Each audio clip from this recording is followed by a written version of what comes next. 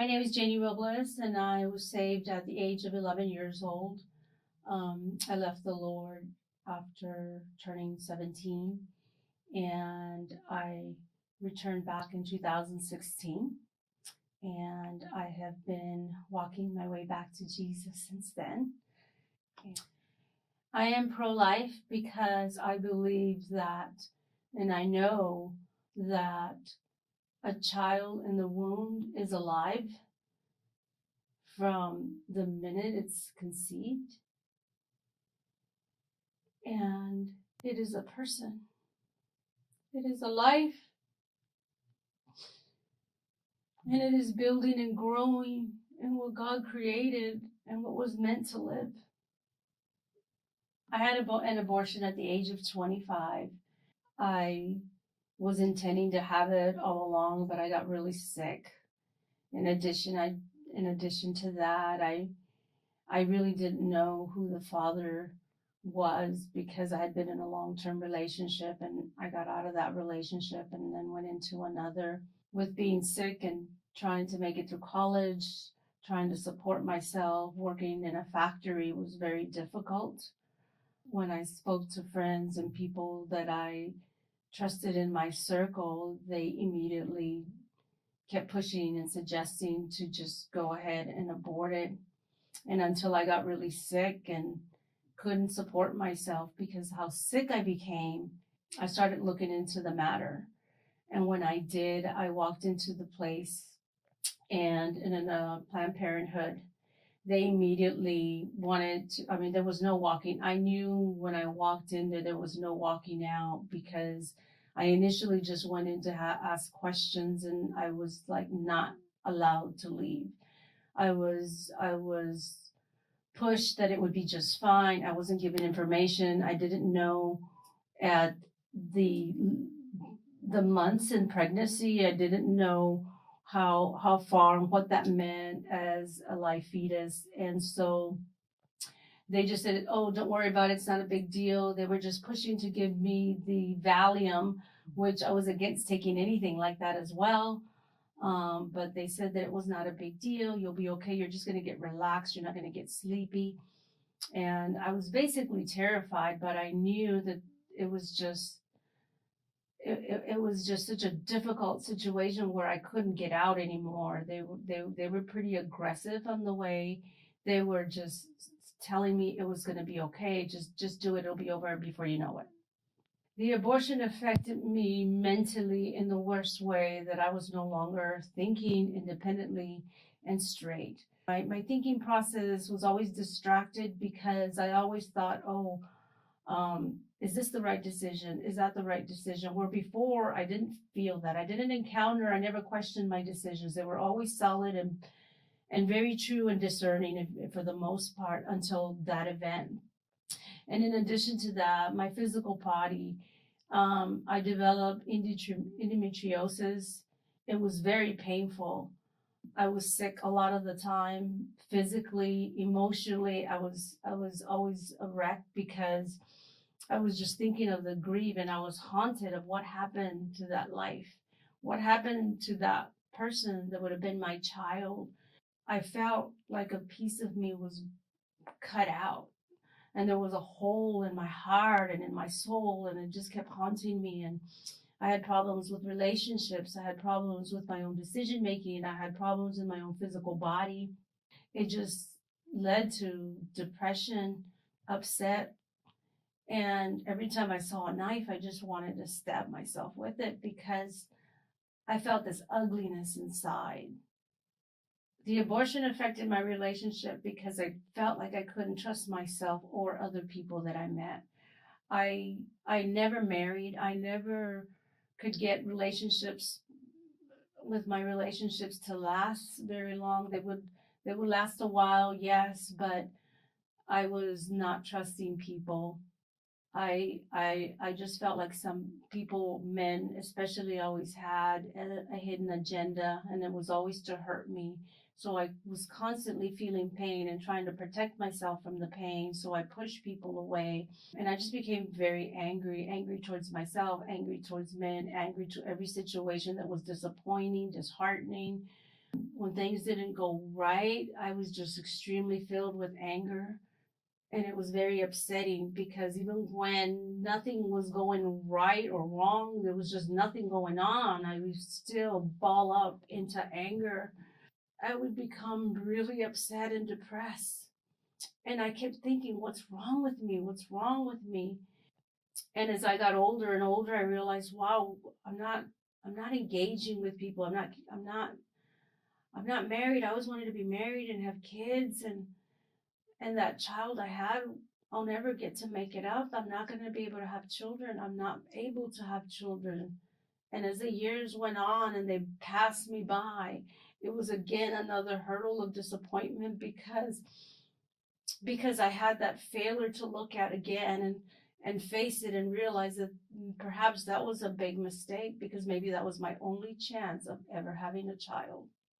I do not have any living children, and I have not had any children since that abortion. My child would have been, well, I mean, obviously it was at 25. I'm 56 now. I have not named my child. I've been thinking about it. I've actually, in the last couple years, through my healing, I've been seeking my healing and invested a lot of money actually to get my healing because as I developed a relationship with the Lord, I began to see I couldn't help but to continue to notice that ugliness inside. It didn't allow me to be happy. It didn't allow me to enjoy friends that had kids. If they talk about a baby shower, I would just be really upset. My friends had to be watchful what they said and how they said things about children because then it would really upset me and get me to the point where I was like so depressed. And so they would tiptoe around issues like that. And so they would try not to invite me to baby showers, birthday showers, parties for kids. And I couldn't help to notice that there was that ugliness inside. Even when I wasn't thinking about kids, it was just difficult to be happy. I couldn't smile to be happy on any given day. So after seeking for spiritual healing, I had an encounter where I actually got to meet my daughter. I was praying to the Lord and I saw this little girl running around and hanging on to his robe, and I had seen her in prayer before. And when I saw her, and I was just concerned, I wanted to talk to the Lord about something, and the little girl just leaped up into his hands. And when she leaped up in his hands, I'm talking to Jesus, and she turned around and she made eye contact, and I felt like a physical rearrangement and a wholeness in my heart. It was like a physical surgery that was taking place, and I remember it was like something was glued back together, something was pieced back together, and it was her. She was my daughter, and she looked at me and she said, "Mommy," and she leaped into my hands, my arms. She leaped onto my arms, and when she did so, she was so happy. She was so happy to the degree where I could feel her joy inside of me. And I could feel that it actually had a way of turning around every sad cell inside of me into a joyful cell. And I know that's hard to understand, but I smiled and I cried and I held on to her, and her dress turned into many colors and it was alive, and her shoes, and she said she was just so happy to see me, and I was just speechless. I was just crying. I couldn't believe what I was feeling. There was nothing in the world that could change that but that experience. And then she asked me if I'd come back, and she jumped off and went running to tell all her friends in heaven. And ever since then, I have no longer been the same. I've been able to smile. I've been joyful. I see kids at the grocery store and they look at me and they smile, and I've even had kids like stretch their arms out at me, and they never used to do that. And even where to the degree where parents are like at the grocery store and they're looking at the aisles and the baby's just super happy and the baby will just scream and smile and the parents just look back at me and they look like, who's making our baby laugh? And I'm like, and I feel this joy, like the same joy I felt with my daughter. And I'm like, oh my goodness. I was like, this is so joyful. I have never felt this kind of joy. Never in my life until that moment. There are many seasons and events that remind me of my daughter, my birthdays, my mother's birthday. And to realize that Mother's Day, I will not have my daughter with me. I will not be a grandmother. I will not know my son-in-law. I will not know what it's like to go to her graduation and to champion her in her career and her education and in whatever successes that were ordained for her. I think about her when I see kids crossing the street with their kids, with the mothers. I think of her when I see a baby and a mother breastfeeding her child. I think about her often. And those were the moments when I used to get depressed before, but now I don't. Now, every time I see a pregnant woman, I can't help but to pray for her. Every time I see a woman that is waddling to the point where she can hardly even walk, I say a prayer and I release whatever I have inside of me that God gave me that was able to give me the courage and the energy and the supernatural freedom to finally be able to smile once again. And that healing, I pray it on to the mothers and the fathers so that they could be good parents to raise their children, because I don't have that opportunity today. Because my daughter's not here, I lost a piece of my family, a big part of my family. I lost my legacy. I lost somebody that was going to carry my traditions, my recipes, my education in whatever field that I had learned and experienced, to hand that down to her so that she could go on and champion further. And perhaps she was going to write some amazing papers and research, because that's what I like to do. And perhaps she was going to have a breakthrough in science and in technology because of research, because I would have shared those experiences with her. I would have shared the pieces of the law and our government system and our rights and our freedom. I've missed so much because she's not here. I have missed the family. She has missed playing with relatives, cousins and nephews that are incomplete because she was not at the dinner table.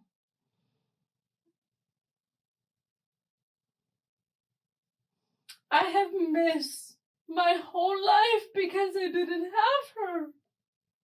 I have missed my joy because I didn't have her since the beginning.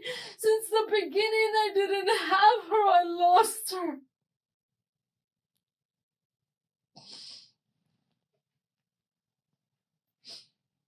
I have lost my creativity. I have lost my desire and my passion to teach. I have lost my desire and my passion to hug and to love. I have lost my passion and desire to be in relationship with somebody to love me back, to the degree where I was left all alone because I was left in a pit of misery, and it's not worth it.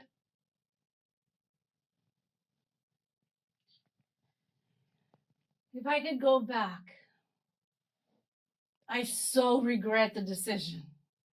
I so can see the misery and the loss of my own life when I lost her. And if I could go back and tell myself at 25 and say, it's not worth it. Your soul will suffer, your life will suffer, and the people around you will suffer because they will never be loved by you because you forfeit that. When you give up a child, you give up love in its entirety, and it's not worth it. I lost so much. And if I could tell myself again at 25, when I was thinking it through, when I was not knowing who to go to, I would tell myself, you know what to do. You know what's right. Let her live. Let her have the relationship that she deserves with you. Let her have the life that she deserves. Let her have the children and the husband and the family and be a grandmother herself. Let her live.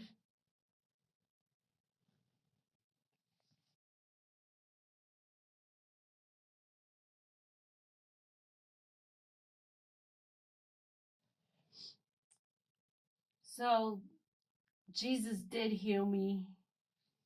He did heal me when I got to see her because I got my heart back.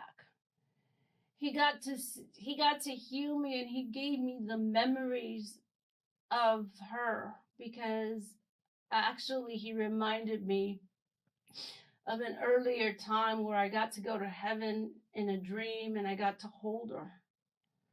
He healed that because he wanted me to share my story. He wanted me to share my passion of how important it is in making right decisions and to go into the right people to help you make those decisions. He reminded me that it's okay and that he forgave me. And the most difficult thing I had to do was forgive myself. And that was the toughest journey I've had to overcome. And it was a work in progress, but I believe with God helping me, and only he himself, that no man can do, he has definitely helped me to be able to finally forgive myself and be free, be happy, and be joyful with the rest of the life that I have left. If I could say anything to my daughter today, is what I told her when I had the encounter and I got to meet her. And that I told her I was so sorry and that I had so much regret, but she didn't care to hear that. She was just so happy to see me. She was just so joyful. And the fact that she could say, Mommy, and for me to hear it was healing. And when I get to heaven, I'm going to be with her. And I'm going to love on her. And I'm going to be able to make up for all the lost time and tell her over and over how I love her and that I learned to love through her and because of her. So if you're pregnant, no matter what age you are, because it comes when it comes. If you're a woman, you have all your body parts, be thankful that the Lord has given you a gift that is so supernatural that nobody can make it happen. Nobody can make it. No one can understand to make it happen how life works inside a woman. You have been given a gift, and you need to honor that gift, and you need to take care of that gift. As a woman, your body's designed to hold that child until that baby is ready for birth. That baby is alive. That baby is alive inside of you. That baby is alive and needs to grow and be given and needs a chance to grow and come out and live a life just like you have. Don't steal the choice or the decision of that person's life. Don't take life in your own hands, because that's what it's doing. Think very long and hard, and you will never regret. When you go through it, you will never regret having that child. I promise you that. Because it is honor, it is appreciation, and it is what God's giving you. And what God gives you, he's holding you accountable to go through and do the right thing.